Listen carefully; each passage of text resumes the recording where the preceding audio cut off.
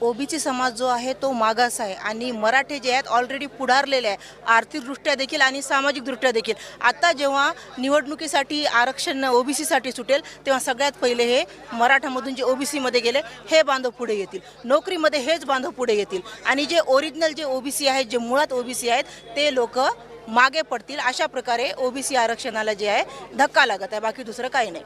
हा मृत्यू संशयास्पद आहे याचं कारण असं की एक तर पोस्टमॉर्टम करताना यांनी कोणी नातेवाईकाला बोलावलं नाही, त्याचं व्हिडिओ नाही, काही नाही। दुसरी गोष्ट जी हातावरची हँडरायटिंग आहे सुसाईड नोटची ती त्यांची बहीण म्हणते की ती हँडरायटिंग त्यांची नाही आहे। याचा अर्थ जे आहे काहीतरी फाऊल प्ले तिथं झालेला आहे। आणि मला दुसरी एक गोष्ट म्हणायची, ज्या बीडच्या नेत्यांनी, ज्या धनंजय मुंडे यांच्या विरोधकांनी संतोष देशमुख यांच्या हत्येचं एक साधी वैयक्तिक कारणातून ती हत्या झाली होती, त्याचं एवढं रान उठवून जे आहे काही जणांचे आयुष्य बर्बाद केले।